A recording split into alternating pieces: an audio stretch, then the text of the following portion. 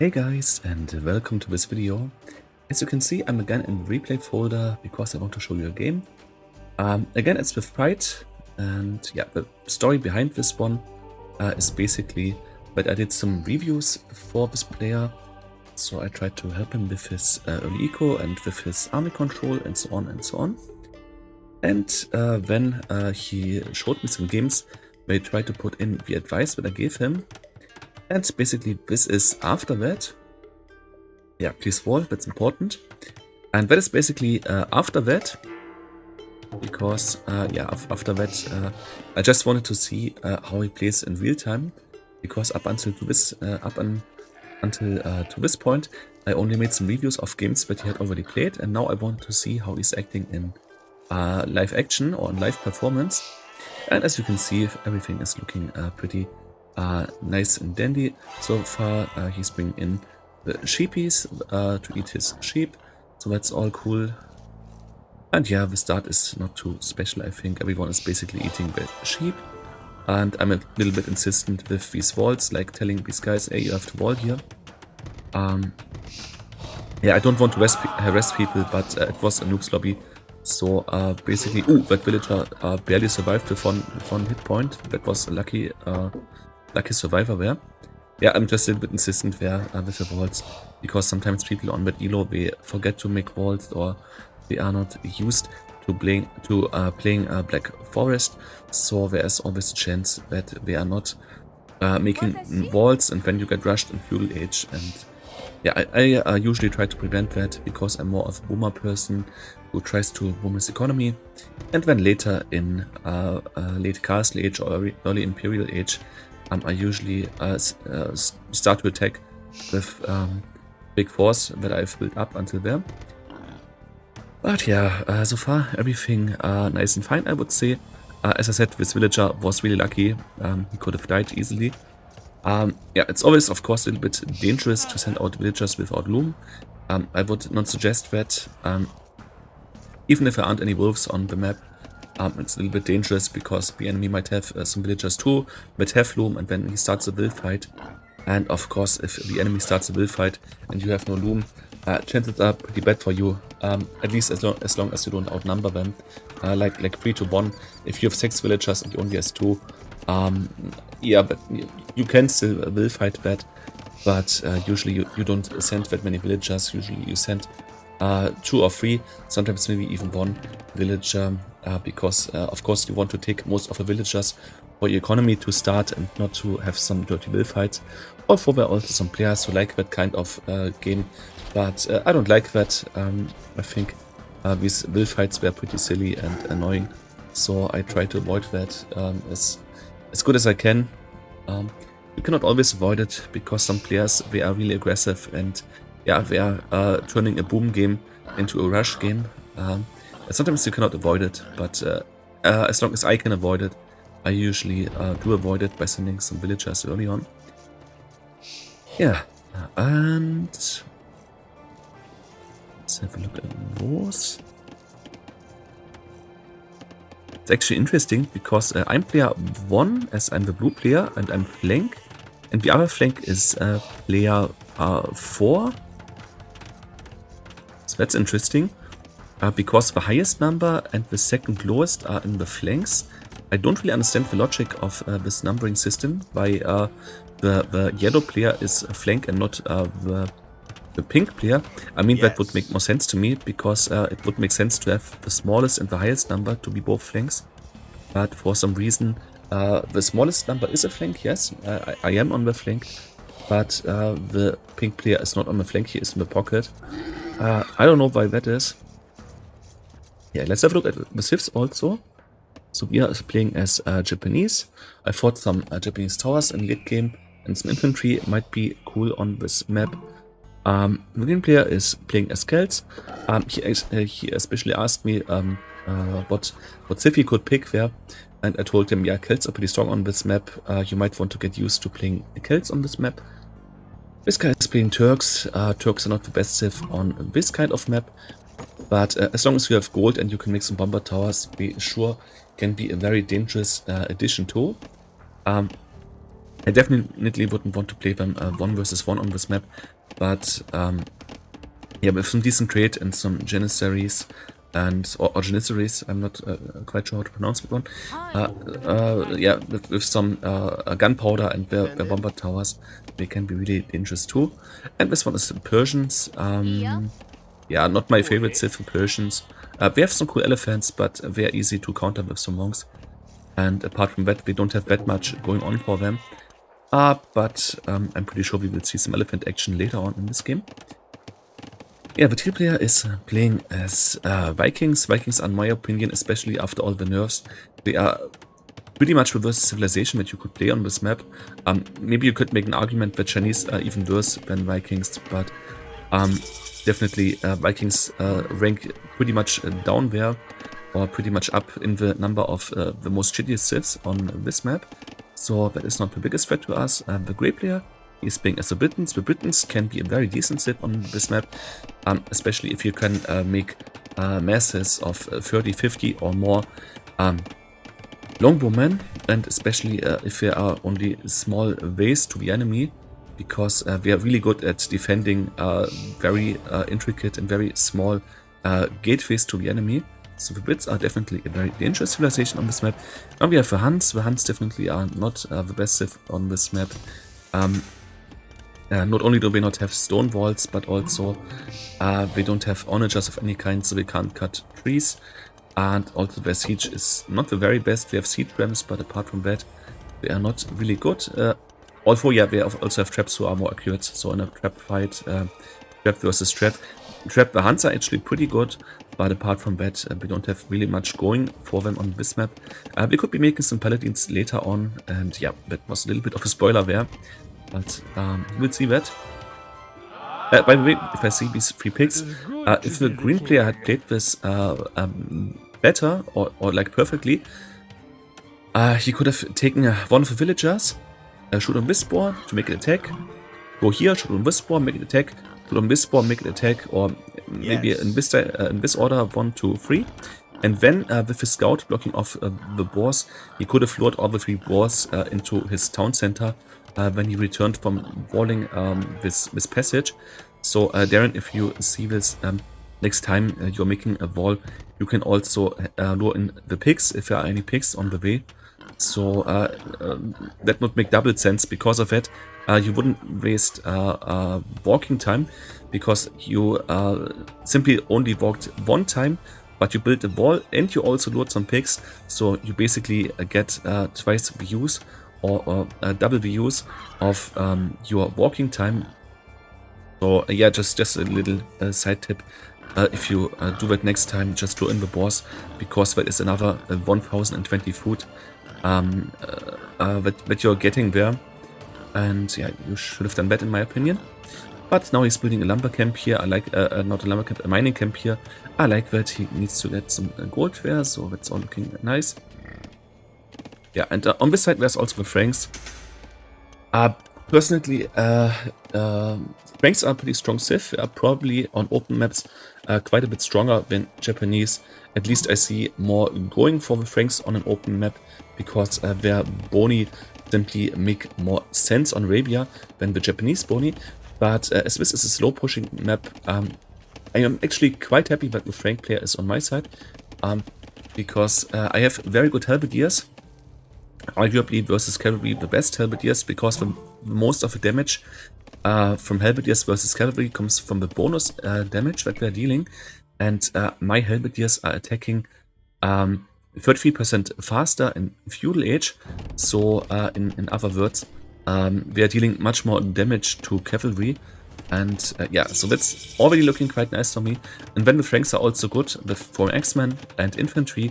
And as Japanese, I have some very nice arbalesters and heavy cav archers with full upgrades, but I also have hand cannoneers. You don't see hand cannoneers played by Japanese very often. Usually they make either arbalester or heavy cavalry, or heavy cavalry archers, or we make just infantry. That's also fine with the Japanese. But we have hand cannons if we need to. And I think with my tech tree on this kind of map that is closed and where you usually have some castles being dropped and some slow pushing, I actually think that the Japanese are superior to the Franks, especially in late game with their super fast unpacking and firing Cataperuto trebuchets. Yeah, but that much so far. I think we can skip a little bit to this, because this is all just booming and no one sneaked in a villager or made some early aggression. So I think this is fairly boring at this point. And yeah, I could of course show you all the booming and give some criticism on that. But as you can see, I'm now in Castle Age. And slowly I'm making my way to top score. I'm at almost 2,800, yeah, 2,800 points at this point. I must say the green player is not doing too bad actually, considering that he is around still 250 elo below me. I actually think that his boom is very nice. I already played versus him in a 2 versus 1, where he and a friend, or not a friend of him, but another guy, they both played versus me. And I already said in these videos that the eco is pretty decent actually.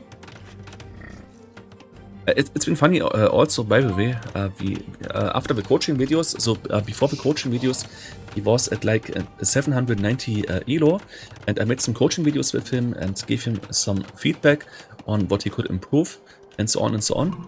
And after that, he boosted his elo, and he sent me a screenshot later on Discord, and he showed me that he is at I think 860 elo, something like that. So basically, after I gave some coaching to him, he had a win streak of 7 games, and he managed to improve his elo by 70 points, which is pretty impressive, and also makes me pretty happy, because that is enough proof for me that this time that I spent on him, explaining him stuff, was not wasted, because he apparently could make a good use of my commentary and my advice.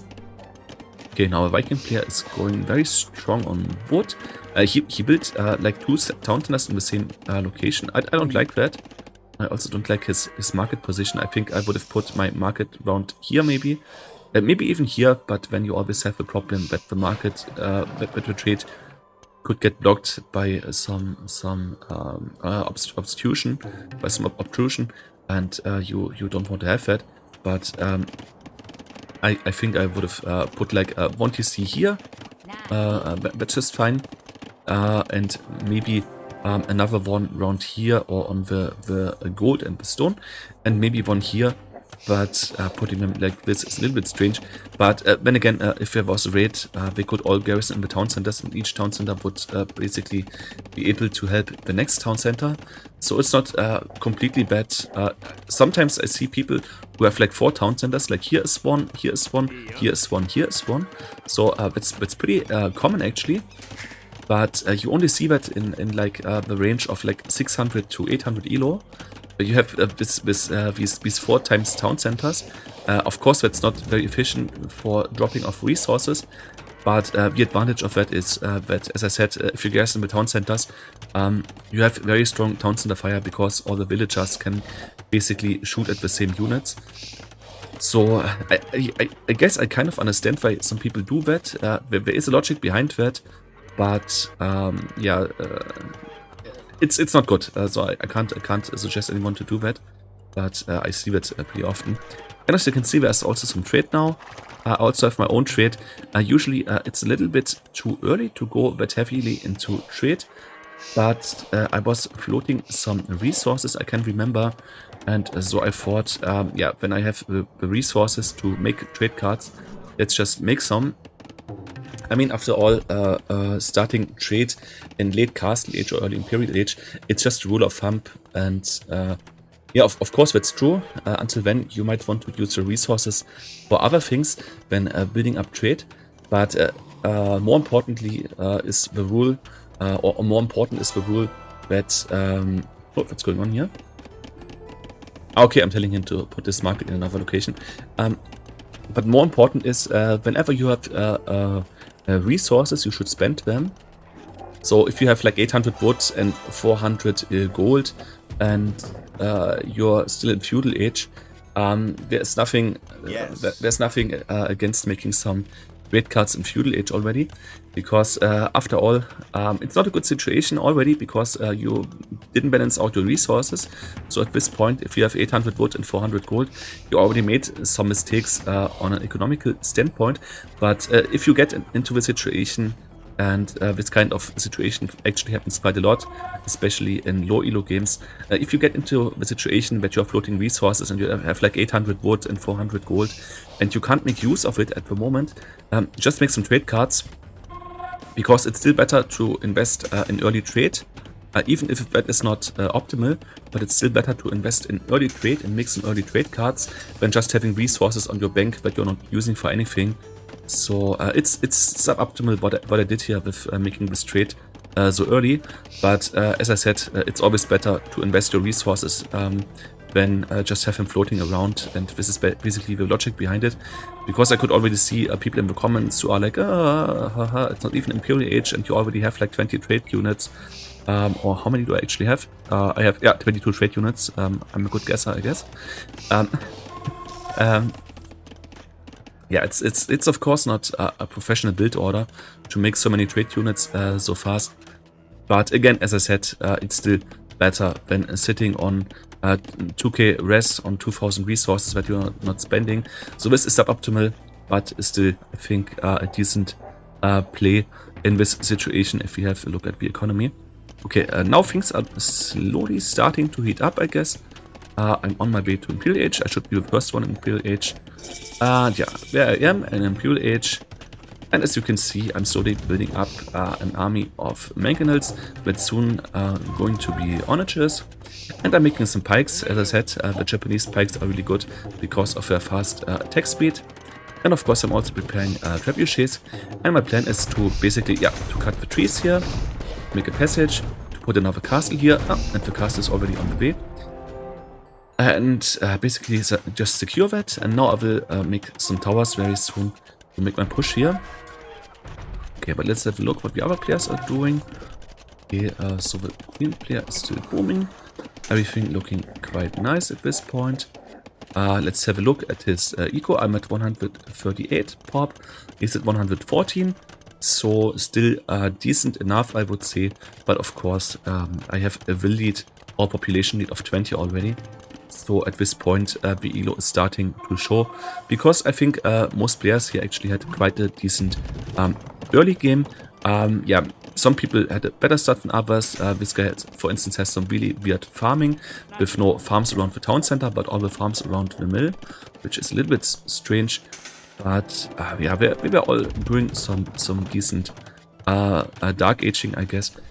I mean, we are still in score relatively close to me and the pink player. And yeah, now I just discovered these two castles, or at least one of them. Yeah, at least one of them. And as you can see, I'm building up my trebuchets now, and I'm starting to build some towers. I don't think we have the Ysama upgrade already, but we very soon should have it. Yeah, because Ysama towers are extremely strong versus units. And personally, I do absolutely prefer the Japanese towers to the Korean towers. I mean, it's nice to have dark grids for free and to have +2 range. Don't get me wrong, Korean towers are strong. And also the fact that as a Korean player you mine stone 20% faster is also, of course, quite helpful. But yeah, with the Ysama towers we just have 7 arrows, with 3 arrows that we're shooting instead of 1. And I think that all of them are doing the full damage. And yeah, of course, that is much stronger versus units than just having +2 range. I think on land maps, actually, the Japanese towers are anyways better. I see the advantage of having 13 range rather on water maps. Because if you're playing with Koreans on water, you can have some very nasty towers on some islands and defend some islands where or some map space gets map control with towers. So I personally think that the big bonus or the big advantage in having this tower bonus or this Korean tower bonus is actually on water maps, but on Black Forest I would actually prefer to play the Ysama towers. Oh, and that was a really nice shot. Okay, let's see what the green player is doing. By the way, just to not have this unnoticed, I don't really like that castle. It's not that the idea of putting a castle in this way here is wrong or is a bad idea, because after all, this is another place where they could be attacking. So having a castle here behind the stone walls is not bad. So the idea is not bad, but I have a problem with this castle. This castle is way too close to the stone wall. So if you put a castle here, you should maybe put it like here.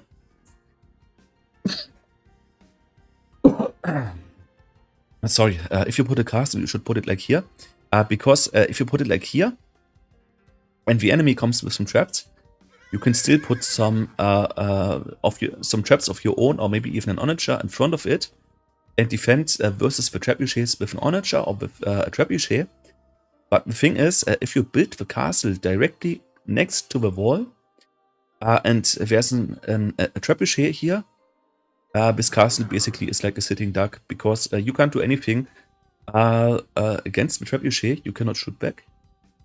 And yeah, the problem with that is just that this castle could very easily be exploited, or the placing of this castle could very easily be exploited by sending a trebuchet here. And yeah, you don't want to get yourself into this kind of situation. I mean, at the moment it doesn't matter, because the enemy doesn't send in trebuchets and doesn't attack here. But the position of this castle, of course, is very critical. What you could also do is put this castle here, and then put a stone wall with gate here, so that if these walls breach, the enemy can't run through. And if he tries to run through and attack the gate, the castle can still shoot on the units that are attacking the gate. So this would also be very intelligent. But as I said, putting a castle there in this vicinity is not the worst idea, but putting it directly close to the stone wall is, in my opinion, an obvious mistake. But just that as a small side note. Yeah, and as you can see, we have some gunpowder here now. The Turks are doing their 14-range cannons. And they're having some nice shots, and for some reason the Viking didn't react so fast. But it seems like he just needed some time to react on this. Yeah, this is actually a really bad matchup for the Viking, I think. Because the Viking would basically mainly go on infantry on this map. And if he goes infantry, the Turk can always go on Janissaries, which he already has. So infantry is not really of any use. And if he comes with onagers or archers and so on, he can shoot them with the bombard cannons. So on this kind of map, this is not nice. And it would be even more terrible if these were not 2 Persian towers, but like 3 bomber towers. Because yeah, like having 3 bomber towers here and some Janissary and some cannons here, that's really hard to counter. I mean, you could theoretically go on trebuchets, but then again, Japanese bomber cannons have more range, so even trebuchets are a little bit of a questionable counter. And I would say that in this matchup, Turk versus Viking on this map, I definitely wouldn't want to play the Vikings, that's for sure. And now, as you can see, I'm starting to make some scorpions here. For some reason, I don't use these pikemen. Maybe my attention is somewhere else. I don't know. But the scorpions are just doing fine, and also the two-handed swordsmen are doing some nice damage. But this castle will go up, yeah, and it is already up. And at this point, I have to draw back all my scorpions so that I don't make too many losses. But I'm pulling back my guys now. I could actually have continued attacking this castle with my infantry, but I just pulled everyone back so I can have my trebuchets out. Yeah, at this point, I actually think the right play would be to make bombard cannons as Franks, because Franks will also have gunpowder. We don't have the best hand cannoneers because we lack the last blacksmith upgrade for the armor, but we still have decent gunpowder, and we also have bombard cannons with siege engineers. So I think the idea of the Frank player would have to be to make some bombard cannons, to repair this castle at first, make some bombard cannons, and try to kill my trebuchets and my scorpions with bombard cannons. I think that's what I would have done here. Yeah, and now you can see the Yesama towers going into action. And as you can see, we are doing some nice damage there. Yeah, and now I have a problem with this here, because this side is basically closed off. And the green player does again a mistake that the green player very often tends to do, which is giving up units and letting them stand somewhere but not doing anything with it. And it's okay if he wants to attack here. He also could cut a passage up to here and go directly into the trade. But these units were just standing here. And yeah, it's not like an HD version. In HD version, in the original game, you had to wait for Siege Onager upgrade to cut trees, because only Siege Onagers could cut trees. But in the expansions, or in the Definitive Edition, every Onager can cut trees. So at this point, he already could have made his way half through there. So if he had done that, it would be completely fine by me. But he's just having some units here that are not of any help, because they're just standing here. And especially considering how many skirmishers are going in here, I think if he just had sent like 3 or 4 of his Siege Onagers on my side, on this side, to support my Scorpions, I think 3 or 4 Onagers would have done a lot of damage to the orange player.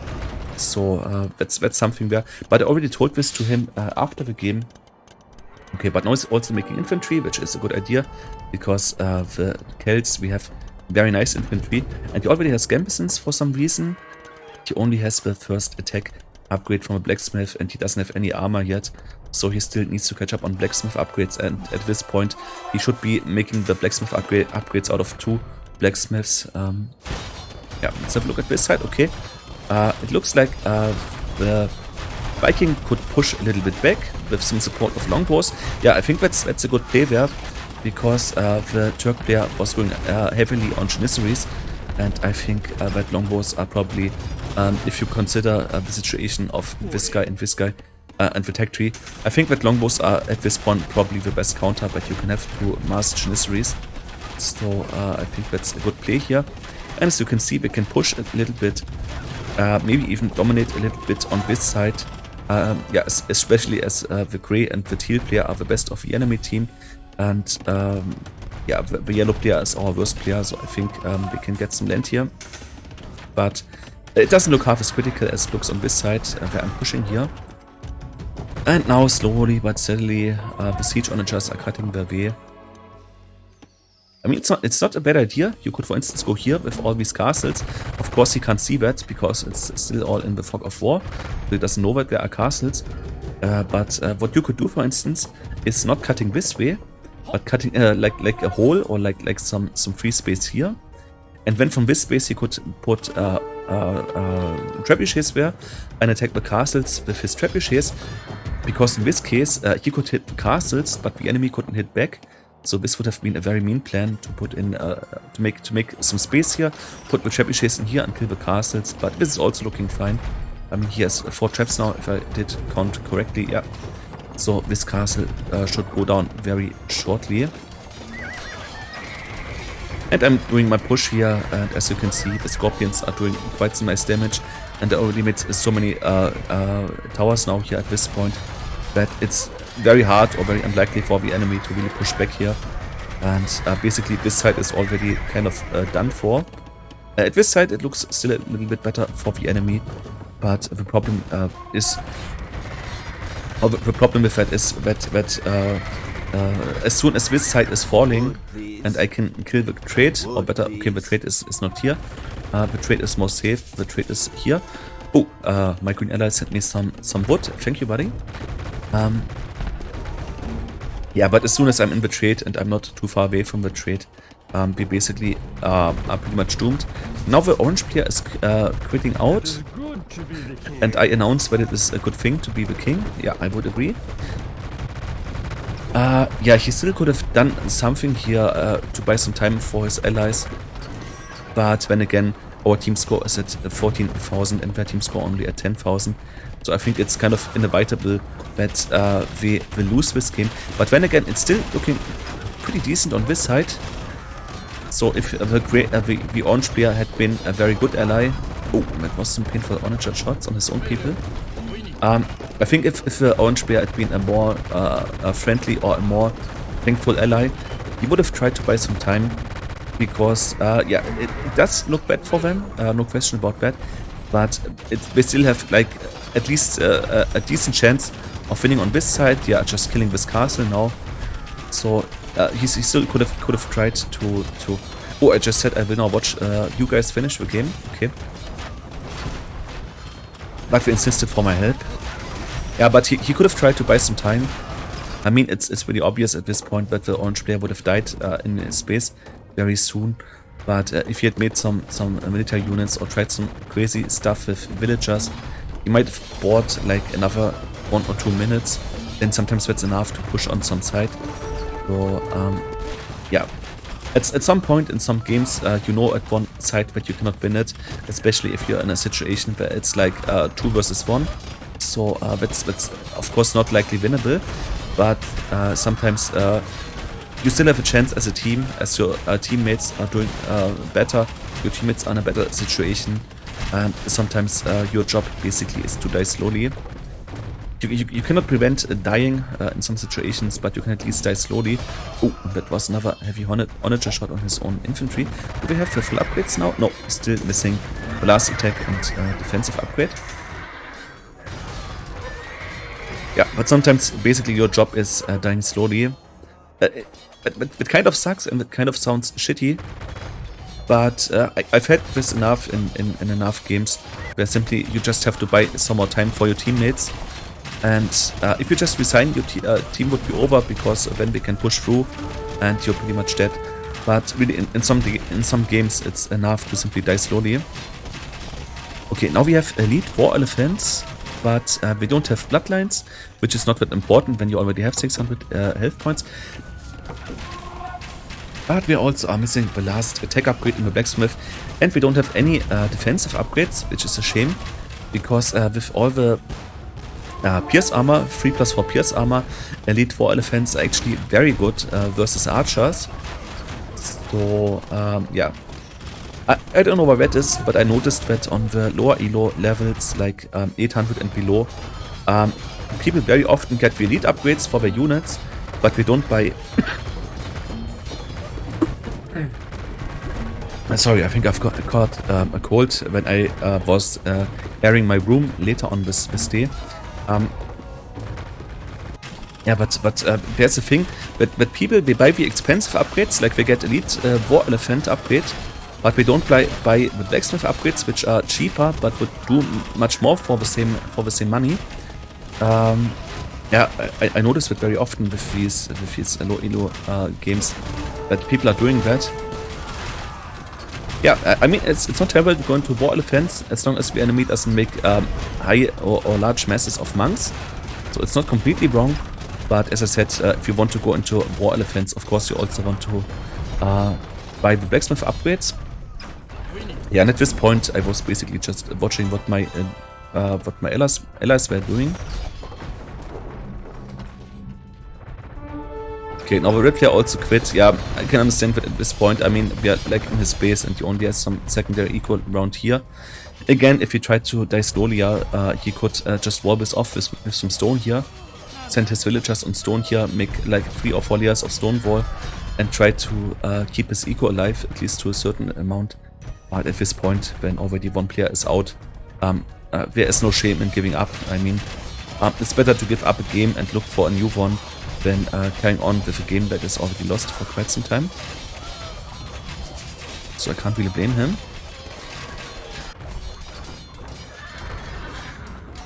Yeah, but now to see this again, the green player was very inactive for a large part of the game.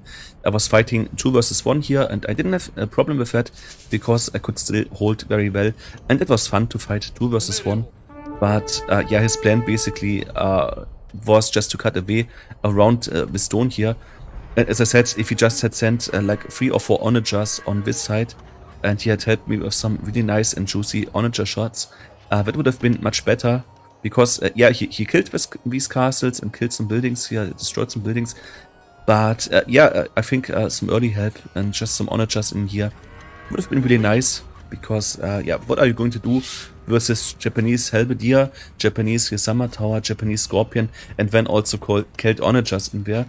That sounds like a very deadly combo in my opinion.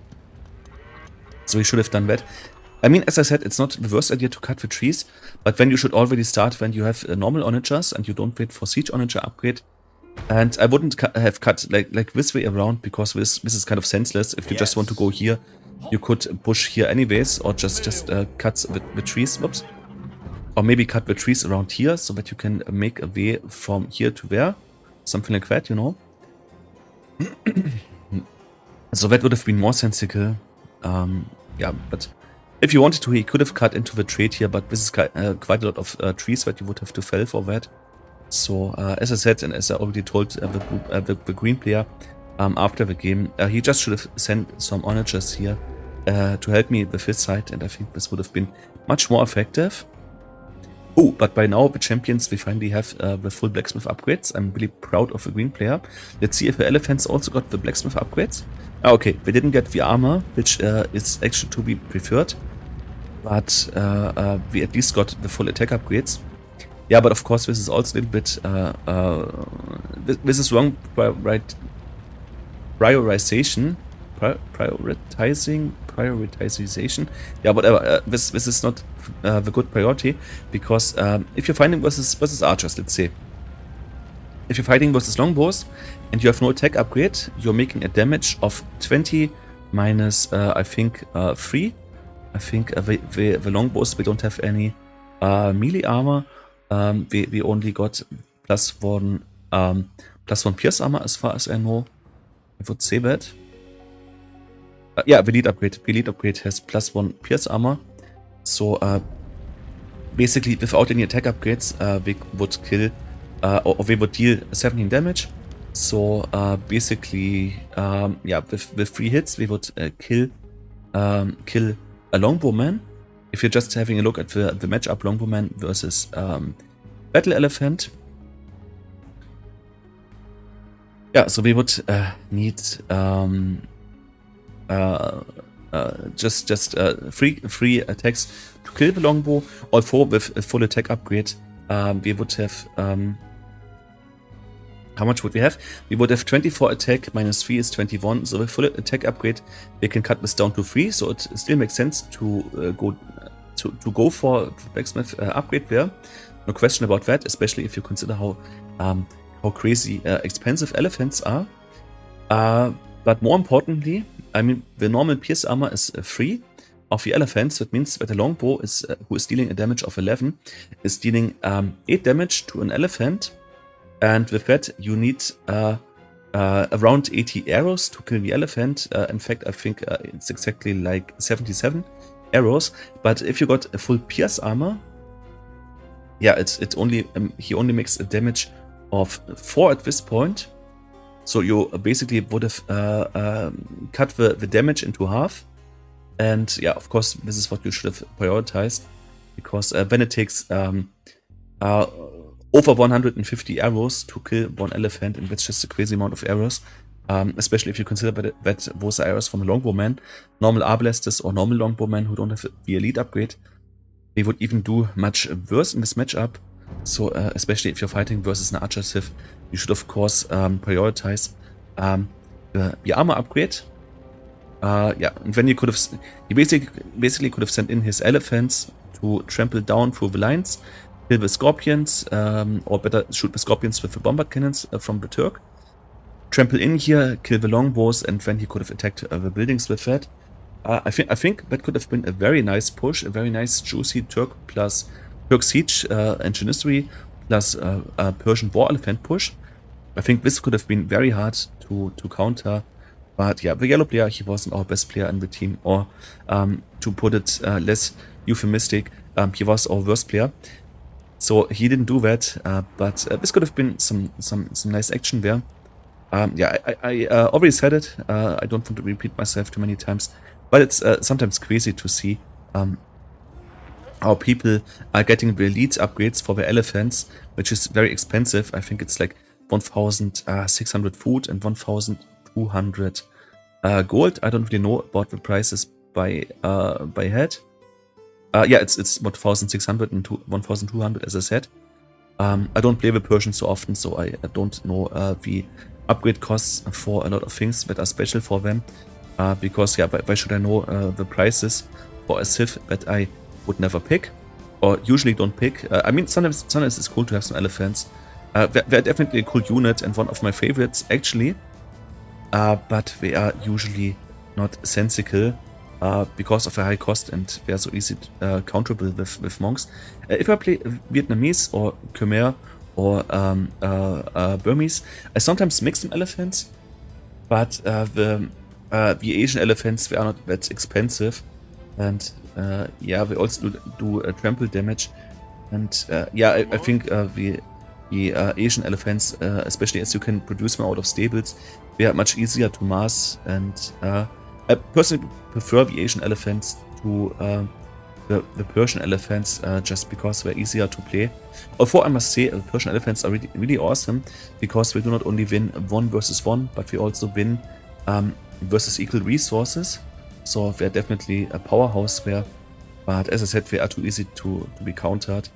And yeah, things also they're very expensive, so in 1 versus 1 you don't see them that often. And as I have played a lot of 1 versus 1 lately, the Persians are simply not an interesting civ for me, except maybe on Nomad. But yeah, what was I talking about? Okay, yeah, elephants. They should have their pierce armor.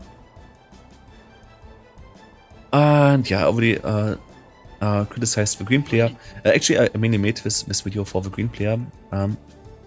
Yeah, I liked some of the things that he did in late game, but the main problem, or two of the main problems that I've seen there, are that number one, he was very inactive for a long time. So basically, when I was already attacking and I had killed the first castle and building my towers, he was just starting to build an army. So it would be nice in future times to see him build up some more units, especially as I have already made the defensive buildings. I mean, I've made the castles and the towers. At this point, he should have supported me with some units and some Celt spearmen or some Celt longswordsmen would also have been a nice addition. So also some infantry in here would have been nice, especially as the Hun player tried to counter with paladins. So yeah, it just would have been nice to see you make some army a little bit sooner and to more support your flank, because that's basically your job as a pocket. The flank is doing all the walling and the defensive buildings and so on, and your job as pocket is basically to focus on eco and then send in troops to support, and you didn't really do that. And then again, what I've already criticized with his onagers. I mean, it's okay if you want to make a cut, we discussed that one. But if you're just standing here, they're completely senseless, and you had like 15 onagers at some point. At some point, I clicked on them, and you had like 15. And as I said, just 3 or 4 or maybe 5 on this side, and we would have completely dominated. So yeah, always try to be helpful with your units, make the best use of your units, and of course, if you only produce units, but you are not attacking with them, or they are just standing in the back of your base, those units are of no help. So yeah, just get some better unit control by making use of your units instead of having them standing in the back of your base, because this is not helpful. But apart from that, yeah, I like the late game once you have the champions and so on. But just make more army earlier, and also try to attack earlier, and don't always wait, because this is kind of a thing that I see very often on 800 ELO, that people are making the armies and they are like, oh, I want to make exactly 20 siege onagers and then I can attack. And yeah, if you wait for such a long time, you're just giving the opponent, or the opponents in this case, quite a high or quite a wide window of attack where you could strike, or where they could strike and do damage. So it's always best to play aggressive and make use of your units. And yeah, just to say it once again, I've already said it like 3 or 4 times, but I will say it last time.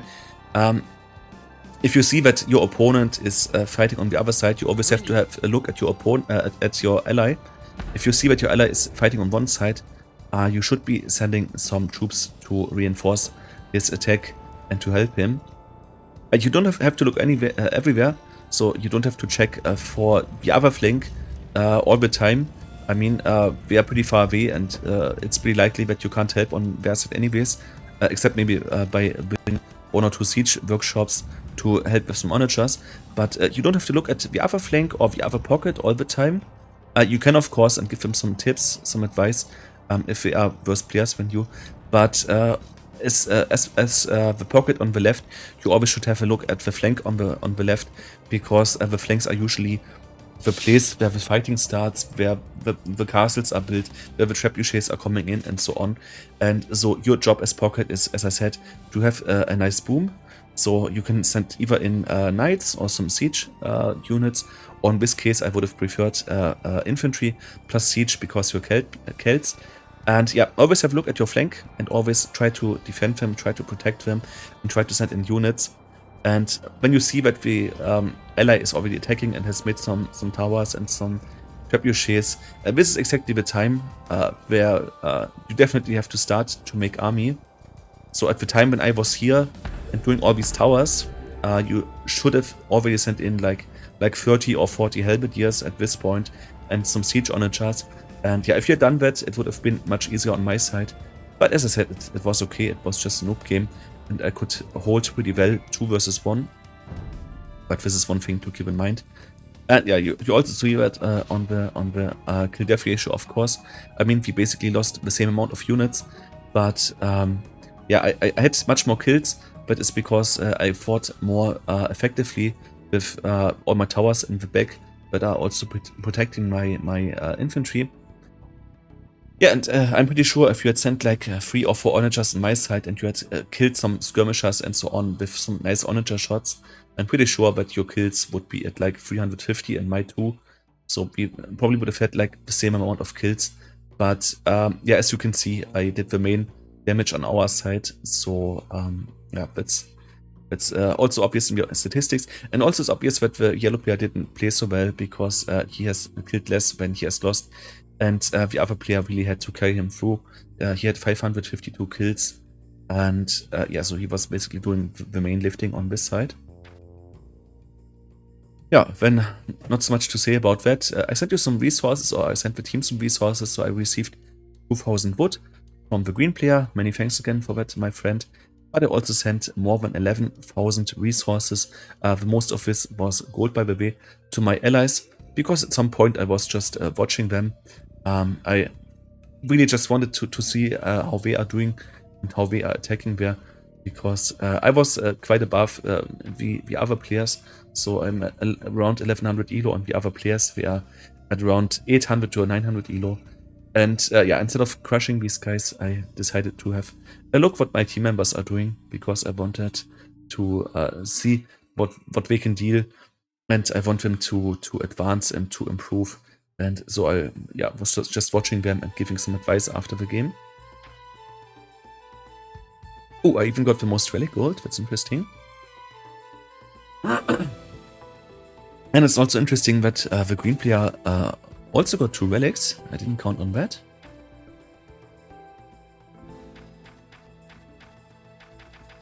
Yeah, but apart from that, I think it was a nice game.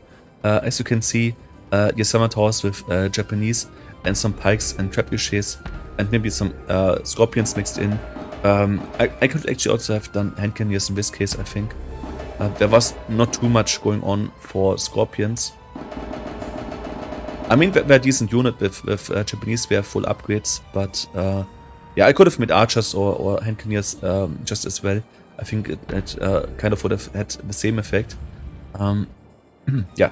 Anyways, you have seen that your summer towers and some trap pushing is quite valid, or is a valid strategy on Black Forest. It's maybe not the strongest, but I think this Yasama Tower push is one of the better options that the Japanese have in Imperial Age with their trebuchets.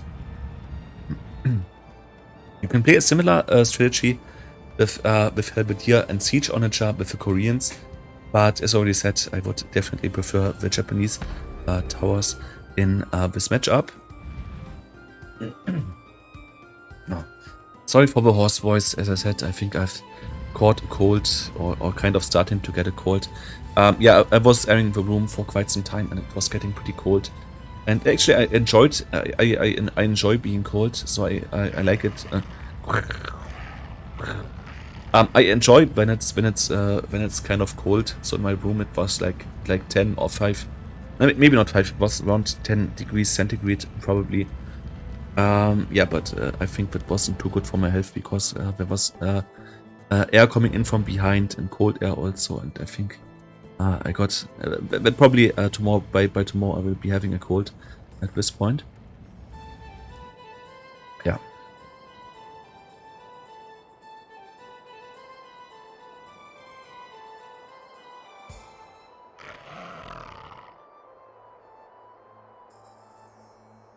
Good. With that having been said, I think everything that I was thinking about this game has been said so far. Yeah, it's a shame we didn't make use of this water here, especially me as Japanese with my fishing bonus, with my fishing ships are 20% faster. I should have taken this one because I'm the only player so far as I know in this team who would have an advantage going on those. And yeah, I think if I had sent a villager over there to make 2 or maybe even 3 docks and to make some ship there, I think that could have been quite useful. Aren't there any fish in this one? Ah no, there are some fish still left. Okay. Okay, I think they were fishing like with the mill here and doing some manual fishing. Because I can't see any dock and I can't remember anyone docking there. And I don't think that the enemy destroyed any docks here because we didn't push in so far. So yeah, I think we must have fished and then put it off at the mill. Yeah, I should have done that. I was actually also considering it because as the Japanese player, one of the first things after I did my starting villagers on sheep and so on is actually having a look at the map and making up my strategy. I think that's always kind of a thing that you should do in Dark Age already. So as soon as you have some time to use your brain and do some thinking, you should always get a plan on what to exactly make on this map. And I actually thought about... oh, there's more fish here. That's awesome. Ah, and some fish here. For some reason I cannot see the fish, but we seem to be in there. Yeah, I just thought for some reason that this is too far off. Although it's not that much. I mean, yeah, it's okay not to boom in Feudal Age with fish. I mean, it's kind of a long way. But I think at some point I might have I could have taken 1 villager or 2 villager just from here. Make a dock there, maybe make a town center here. And yeah, I think I should have taken this fish. As I said, I was considering taking this fish, but I just didn't take it because I thought it was too much off. But if you ever play with Japanese on Black Forest, or with Melee, but I would even say with Japanese even more. If you ever play on Black Forest with Japanese and you see a pond somewhere, I think that you should be the player who should be trying to get this one, because I mean 20% doesn't seem that crazy, 20% faster fishing, but if you also factor in that the Japanese as well have gill nets, which also have the effect of making your chips Gefer 20% faster. That means that your boats will be collecting 40% faster than normal boats on Nomad who don't have any upgrades. So they're like 40% faster than Feudal Age fishing ships. And yeah, at this point it kind of becomes obvious that the Japanese should make use of that bonus. But okay, that's another small side note there. Yeah, this guy is agreeing with me. Hello? Ja, genau. He's agreeing with me. Ja. Ja, radidare. Woff. Queen. Okay, it's not quite in German they're saying here, but in Old Nordic there are actually some words that you can understand as a German. Yeah, this just as a side note, I hope this video was interesting for you. In case you are still listening to me and my voice, I'm pretty sure that this video was interesting to you, because like honestly, if it had been boring, you probably would have turned away already, or you maybe skipped to this part in the video and just listen to me. And in case you just skipped to this sentence and now you're listening to the sentence, saying that you skipped to this part of the video, that would be kind of weird actually, but then again, that's very unlikely. Most of these videos were just getting a couple of hundred views, like 50 to 300 views is the normal span that I have. Sometimes we get more views, like up to 500. Sometimes we get less, like only 30. but 50 to 300 is, I think, a realistic ratio for that. Yeah, just a small noob game, and as I said, I mainly made this game to have a look at the green player because I just wanted to see what he's doing. But as I said, he had a very nice winning streak on ranked, and he showed me this he showed me the screenshot earlier on, and yeah, he made a progress of 70 70 elo because of my advice that I gave to him. And of course, it not only makes me happy, but also kind of proud that my teaching would actually make a difference. Because if you take like that, 70 elo is quite a lot actually. Because if you play versus a guy who is 100 elo above you, that actually means that the chances are, I think, like 20 to 80%, or like 30 to 70. So yeah, basically, if he was fighting now versus guys of his former elo, so the elo that he started, so if he was now fighting guys on 800 elo, I think that with my advice and the things that I've taught him, he should now win 8, maybe 9 out of 10 games.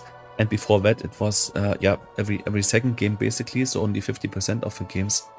So yeah, boosting the win rate of a player from 50 to 80% just feels pretty nice. And yeah, as I said, we made some nice progress here. I'm pretty sure we will play again in the future, but for now I will leave it. I've already made 5 review right. 1, 2, 3. I've already made 5 review videos, and now also this video to have a final look at you. But I'm pretty sure, as it is now September, or nearing the end of September, I'm pretty sure that we will have another look at your games at the end of this year, so maybe around Christmas somewhere. And it would be nice to see some progress where maybe in 3 months we will be on 900 elo or even above that. Yeah, that could be interesting to watch. But so far I will not make any more games with you, or at least not cast any more games with you. But as I said, we can have a look again in like 3 months, and I'm pretty sure if you already managed to get a boost of 70 elo in just 2 days, that there is most likely potential to make another boost of maybe 50 or 60 elo. So I think 1000 elo should definitely be a long-term goal that should be achievable. Good, but that now having been said, sorry for making this video so long. Thanks for watching it, thanks for your attention and your time. It would be very nice if you could give me a thumbs up for this video. If there's anything that you want to let me know, you can put that in the comments. And yeah, that having been said, if you want to, you can also subscribe to my channel to not miss any further videos. And yeah, thanks again for your attention, and it would be very nice to see you soon in another Age of Empires video. So have a nice day or evening, and goodbye.